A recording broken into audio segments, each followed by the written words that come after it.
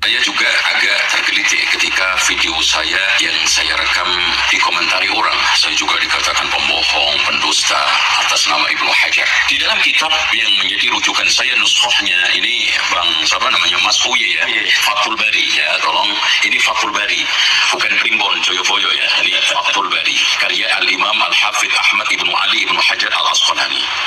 Lahir wafat terbitan Darul Hadis Al-Qahira Kairo. Jadi jangan dikira nanti Fathul Bari ini pemalsuan Wahabi. Ya, ini dicetak di Kairo bos ya. Kata Al-Hafidh minal bid'il munkarah. Termasuk bid'ah munkarah ma uhdisa fi hadha zaman, yang ada di dalam zaman ini. Ini blunder luar biasa.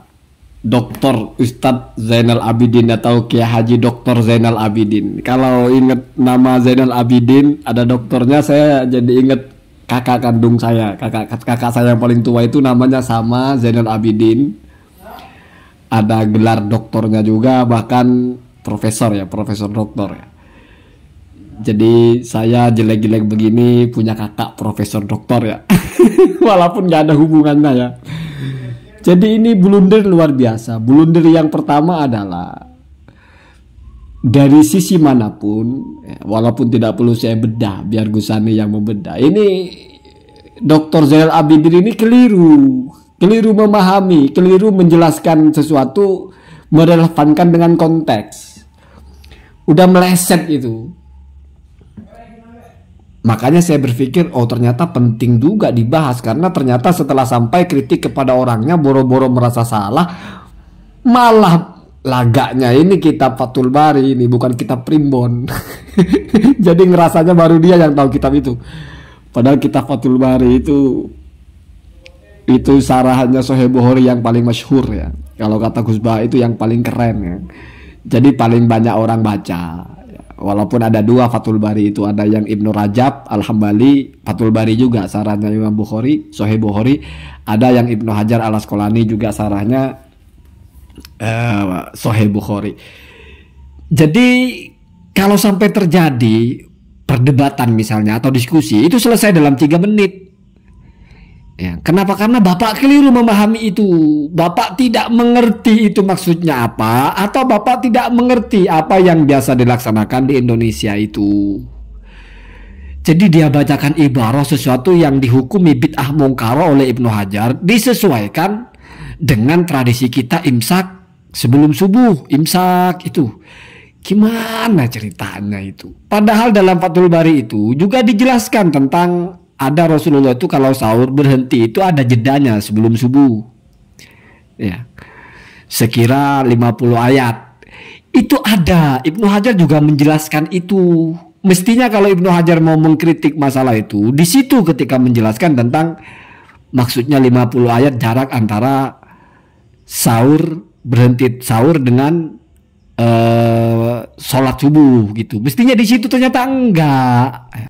Jadi saran saja kepada Pak Dr. Zainal Abidin ya, udahlah, nggak apa-apa orang salah itu, nggak apa-apa ya. Biasa orang salah itu. Yang aneh itu kalau udah salah ngegas, bahkan ngegasnya itu udah kayak paling paham kitab gitu. Apa yang Anda bicarakan itu semua orang baca, semua orang bisa mentelaah, bukan sesuatu yang hanya Anda yang bisa baca. Bukan cuma Anda yang punya. Itu kitab di mana bertebaran ya. Gak usah beli kitabnya juga, PDF-nya bertebaran di mana-mana. Namanya Fathul Bari ya. Ini blunder luar biasa. Kalau ditantang debat lalu tidak mau, apa judulnya? Udah kadung nanggapi sama dengan udah kadung nawar terus ciut. Ya kalau menurut saya mah kepalang bahasa ya. Siapa tahu punya jurus ya. Ya, sekalian tafsir juga itu. Ya kalau perlu Ustaz Khalid, Dr. Khalid juga itu yang dituduh-tuduh berdusta itu, rukun wudu 2 itu coba itu, atau sholat rukunnya sholat itu wudu, coba itu sekalian nanggapi juga lah. Jangan pura-pura nggak denger lah gitu ya. Biar pengikut kalian itu tahu gitu ya, bahwa ada banyak masalah dalam ceramah-ceramah kalian itu ya. Ini penting untuk diutarakan atau diselatankan ya, atau ditimurkan atau dibaratkan gitu. Cuman sayangnya kok videonya itu kayaknya kurang beredar luas. Cuma gaya nanggapinya itu jumawa sekali. Ya. Ini kitab Fathul Bari bukan kitab Primbon Jawa katanya. Ini Darul Qohiroh Mesir. Darul Hadis apa ya? Al-Qohiroh Mesir, bukan cetakan Wahabi dipalsukan. Enggak Pak, enggak mesti begitu. Tapi mbok yo bicara hal-hal yang hitam putih begitu kok. Di situ apa sih yang dihukumi bid'ah mungkar oleh Ibnu Hajar? Apa sih? Apa ia sama dengan yang ada di Indonesia? Kan itu Pak cara memahami ibarah. Ibnu Hajar memang tidak bicara imsak di Indonesia. Ibnu Hajar memang tidak menjelaskan seperti apa, tapi memberikan gambaran lalu dihukumi. Tasawurnya itu sama nggak dengan realitas? Ya. Jadi itu penting. Kalau keliru membaca realitas lalu mencocok-cocokkan ibarah, berantakan urusan. Ya sudah benar memahami tapi tidak benar mengkontekskan, kontekstualnya tidak pas, itu juga berantakan.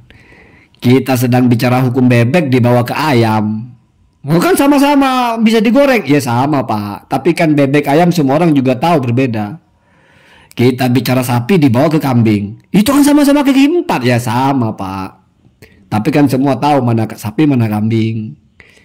Kita bicara telur goreng dibawa kepada tai ayam. Tapi kan sama-sama keluar dari pantat ayam. Iya Pak. Tapi semua tahu mana yang dimakan mana yang tidak. Walaupun sama-sama keluarnya dari mana, berasalnya dari mana, semua orang tahu dari ayam. Tapi yang ini dimakan, yang ini tidak. Jadi ada khosois setiap sesuatu itu. Ya kalau yang berbicara orang yang tidak ngerti apa-apa ya nggak ada masalah. Tapi ini kan udah keceluk dokter, udah keceluk kiai, udah keceluk ahli dakwah gitu. Setiap saat berdakwah di mana-mana. Gitu ya, gitu. Jadi blunder luar biasa itu. Semakin nanggapi semakin jadi, karena saya lihat kawan-kawan kalau mengkritik itu nggak sembarangan. Gus Sani Uye itu kalau sudah mengkritik, sudah keluar narasi itu dusta, itu nggak sembarangan Pak. Artinya sudah all out, ya, nggak setengah-setengah. Jadi Mboyo kalau mau nanggapi juga mikir-mikir, biar enggak buah si malakama dimakan bapak mati, tidak dimakan ibu mati. Akhirnya repot kalau sudah begini. Ya kita tunggu-tunggu saja lah, walaupun saya hakul yakin tidak akan pernah berani ada perdebatan. Ya mungkin siapa, saya dokter, kamu siapa, mungkin begitu nanti. Mungkin, atau setidaknya pengikutnya kan begitu. Oh ini dokter Madinah ini, kamu tidak jelas kuliahnya kok mau diadu. Iya sih, jangan diadu kalau begitu ya. Lagian ngapanya mau diadu? Ini pembicaraan semua orang bisa ngebaca ya. Asal dengan kepala dingin udah kelihatan mana yang ngaco mana yang enggak ya. Allahumma